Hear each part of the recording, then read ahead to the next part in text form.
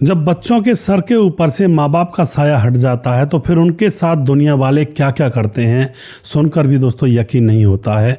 आज की इस कहानी में सारी बात यहाँ पर बताने वाला हूँ।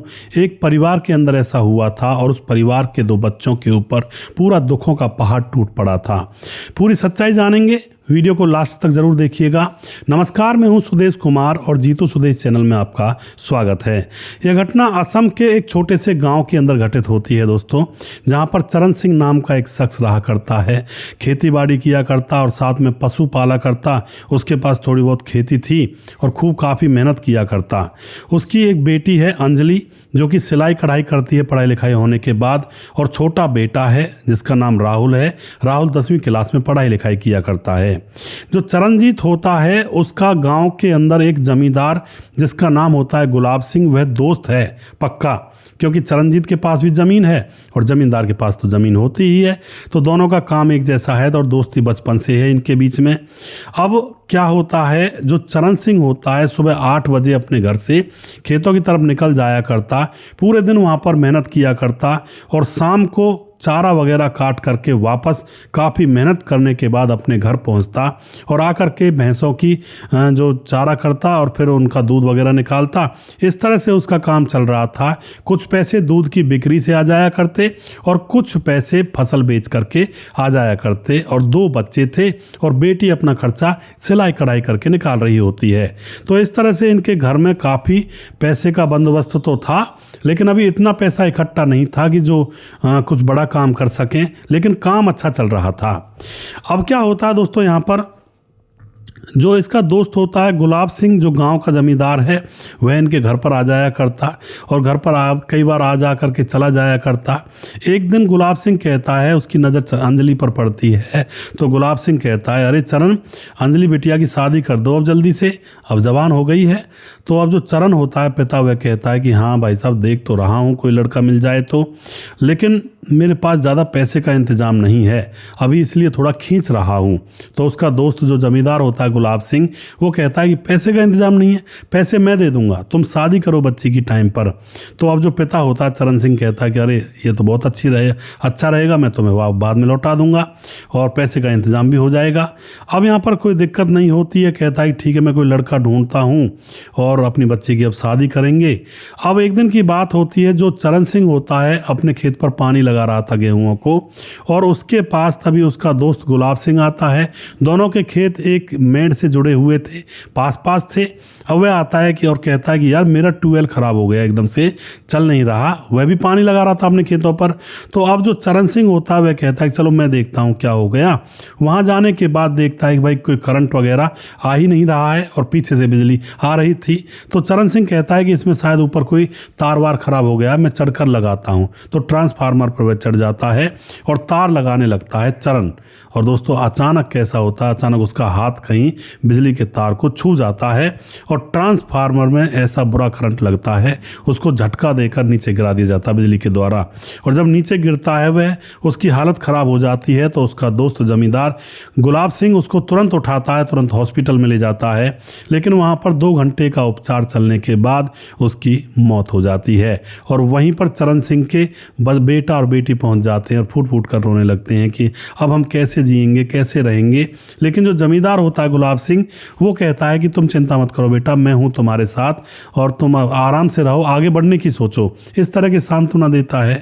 अब यहाँ पर क्या होता है दोस्तों, अंजलि जो बड़ी लड़की थी वह अपने घर का सारा काम नाम करती और अपने भाई को पढ़ाने लिखाने के लिए स्कूल भेजा करती, क्योंकि वह 10वीं क्लास में पढ़ रहा था, और खुद सारा घर का काम, पशुओं का काम और खेतों से चारा लाना और पूरे घर को अकेली संभालने लगती है, क्योंकि जिम्मेदारियां अब बढ़ चुकी थी और बहन अब उस बच्चे के लिए तो माँ का काम कर रही थी और अपना पेट पाल रहे थे बच्चे। इस तरह से मामला चल रहा होता है, कोई दिक्कत नहीं थी। लेकिन दोस्तों इस जमींदार का गुलाब सिंह, जिसके ट्रांसफार्मर पर चढ़ने से चरणजीत को करंट लगा था और उसकी मौत हुई थी। उसी दोस्त गुलाब सिंह का एक बेटा था अनिल, और अनिल का एक दोस्त था पक्का जिसका नाम था सचिन। यह दोनों अय्याश टाइप के थे, शराब वगैरह पिया करते, कभी कहीं कभी खेतों पर चले जाया करते, कभी ट्यूबवेल पर चले जाया करते। एक दिन ये ट्यूबवेल पर बैठकर शराब पी रहे थे और सामने जो अंजलि है वह अपने खेत में अपना हरा चारा काट रही थी।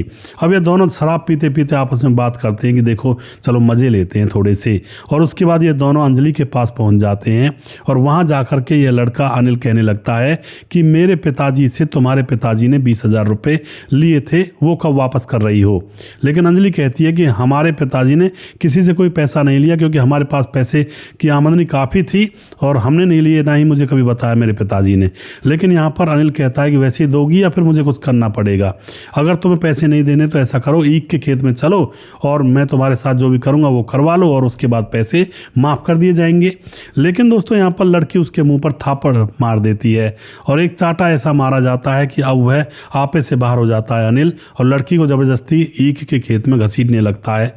लेकिन इतने में ही उसका पिता गुलाब सिंह वहाँ पर आ जाता है और आकर के अपने बेटे के मुंह पर थप्पड़ मार देता है और उसको धमकाता है कि लड़की के साथ कुछ भी किया तो तुझे जान से मार दूंगा। अब यहाँ से वह चला तो जाता है, लेकिन लड़की अंजलि को आंखों ही आंखों में बदला लेने का इशारा कर जाता है। अब वह उस दिन तो वहाँ से चला जाता है, अंजलि बच जाती है। अंजलि अपने घर चली जाती है, जाकर सहमी सी थी, वहाँ पर उसका भाई भी था। भाई पूछता बहन क्या हुआ, तो अंजलि बताती है भैया मेरे साथ इस तरह का कांड हुआ है आज। तो उसका जो छोटा भाई होता है वह कहता है कि अब बहन अब तुम अकेले मत जाना खेतों पर, मैं भी तुम्हारे साथ चला करूँगा। तो अब वह भाई भी अपनी बहन के साथ खेतों पर जाने लगता है। तकरीबन 10 से 15 दिन गुजर जाते हैं। तो एक दिन फिर से वह दोनों बहन भाई चारा ले रहे थे और ये दोनों अनिल और इसका दोस्त सचिन फिर से वहाँ पर पहुँच जाते हैं शराब पी करके, और उस लड़की के साथ फिर से बदसलूकी करने लगते हैं। उसको घसीट कर गन्ने के खेत में ले जाने लगते हैं, लेकिन वह दोनों शराब के नशे में धुत थे। और यहाँ पर जो छोटा भाई था अंजलि का राहुल, वह वहीं ईख के खेत में एक फावड़ा रखा हुआ था, जैसे रखे रहते हैं, उसको उठाकर लाता है और दोस्तों उस अनिल के ऊपर वार कर देता है। उसके एक हाथ को अलग कर देता है और दूसरे वार में उसकी गर्दन पर वार करता है, तो वह वहाँ पर तड़पने लगता है। जो उसका दोस्त था अनिल का दोस्त सचिन, वह एकदम से चिल्लाता हुआ गांव की ओर भागता है और जाकर के गुलाब सिंह को सारी बात बता देता है। अब पूरे गांव के लोग वहां पर इकट्ठे हो जाते हैं, आकर देखते हैं वहां से जो बहन भाई थे दोनों वह तो भाग चुके थे, लेकिन लाश वहां पर लड़के की अनिल की पड़ी हुई थी। पुलिस को बुलाया जाता है, पुलिस आती है, सारी सच्चाई बताई जाती है। तो पुलिस उनके घर जाकर के उन दोनों बच्चों को अरेस्ट करती है और इस लाश को पोस्टमार्टम के लिए भेजा जाता है और उसके बाद उन दोनों बच्चों को कोर्ट के सामने पेश किया जाता है। अब यह तो कोर्ट के हाथ में है क्या सज़ा देगा। और दोस्तों यहाँ पर लड़के को तो बाल सुधार गृह में ही भेजा जाएगा जहाँ तक अनुमान है। इस तरह से कई बार कांड हो जाते हैं। माँ बाप का जब अपने सर के ऊपर से साया उठ जाता है तो फिर बच्चे कहते हैं ना एक तरह से बिल्कुल बदहाल और उनका कोई केयर नहीं करने वाला होता है, तो वह बहुत ज़्यादा उदास और बहुत ज़्यादा उनकी ज़िंदगी नीरस हो जाती है और इस तरह से ज़िंदगियाँ फिर कटती हैं उनकी। तो आप क्या कहना चाहते हो इस घटना के बारे में, अपनी राय कमेंट बॉक्स में लिख सकते हैं। और वीडियो के लास्ट में कुछ भाइयों के नाम ज़रूर लेना चाहूँगा जो हमारे वीडियोज़ को देखते हैं और हमें खूब सपोर्ट करते हैं। हमारे साथ हैं दया शंकर सिंह राजपूत ठाकुर यूपी 43 गोंडा से हैं, राम मोहम्मद यासीन लाहौर पाकिस्तान से हैं, राधेश्याम शर्मा श्री जयपुर राजस्थान से हैं, और उसके बाद छगनदास खारडाबांध राजस्थान से दुर्योधन भाई कमेंट करते हैं। और उसके बाद हमारे साथ हैं आईडी कुछ ऐसी है अलीराज आलम हमारे भाई कमेंट करते हैं, और मेरा भी नाम ले लो, बिहार बेतिया से हूँ लेकिन अभी केरल में हूँ, तो बहुत बहुत धन्यवाद करते हैं जी। हृदय राम हमारे भाई कमेंट करते हैं, कुमार विमल कमेंट करते हैं, उसके बाद सत्यनारायण कीर कमेंट करते हैं। और आपका वीडियो बहुत अच्छा लगता है जी, 2 घंटे की फुर्सत निकाल कर मैं आपकी वीडियो देखता हूँ और सुनता हूँ। जय श्री राम, जय श्री सत्यनारायण, गाँव हिंगोरिया, तहसील जावरा, जिला रतलाम, मध्य प्रदेश से बहुत बहुत धन्यवाद करते हैं जी आपका। उसके बाद हमारे साथ रानी परमार कमेंट करती हैं, मैं संतोष परमार, ग्राम बलौदा लखा, तहसील बड़नगर, जिला उज्जैन का रहने वाला हूँ। मेरा तो यह कहना था कि चाचा भतीजे दोनों को शादी कर देनी चाहिए थी। जी बिल्कुल जी। और रामलाल कुशवाहा हमारे भाई जिला विदिशा पूर्णिया से कमेंट करते हैं। और उसके बाद हमारे साथ हैं स्टोरी बायप, सर आपकी कहानी का अंदाज़ बहुत अच्छा रहता है। और उसके बाद हमारे साथ हैं अभिनव कमेंट करते हैं, आपकी स्टोरी बहुत अच्छी लगती है। ये जगवीर, हमारे भाई जगवीर गौतम कमेंट करते हैं। आदिश कोहली कमेंट करते हैं। और उसके बाद हमारे साथ हैं राम बहादुर सिंह कमेंट करते हैं। और राम थापा हमारे भाई नेपाल से कमेंट करते हैं। और उसके बाद हमारे साथ हैं सुशील चौधरी, हमारे भाई लगातार कमेंट करते हैं। और छगनदास खाड़ा बंद राजस्थान से कमेंट करते हैं। कुछ भाई और हैं, उनके भी नाम ले लेता हूँ मैं यहाँ पर। दोस्तों नाम लेना पड़ता है क्योंकि बहुत सारे भाई कहते हैं कि हमारा नाम नहीं लिया, तो इसलिए सबका नाम लेना पड़ता है। हमारे साथ है भीमदत्त जोशी कमेंट करते हैं। और सुजीत कुमार कमेंट करते हैं। लोकेश नागर कमेंट करते हैं। संदीप कुमार हैं। राजेंद्र धेरू हैं। और साबुद्दीन अली कमेंट करते हैं। मुकेश कुमार यूपी तरासी से, समाधान पाटिल जलगांव महाराज से, मनोज श्रीवास्तव जी कमेंट करते हैं। हृदय राम भारती और जीवन सोतर कमेंट करते हैं। प्रवीण बघेल से पुरी से, अशोक गहलोत कमेंट करते हैं। राम गोसाई हमारे लगातार कमेंट करते हैं। समाधान पाटिल जलगांव महाराज से कमेंट करते हैं। विंध्याचल राजभार कमेंट करते हैं। कमल अंसारी कमेंट करते हैं। उसके बाद मोनू जैन कमेंट करते हैं।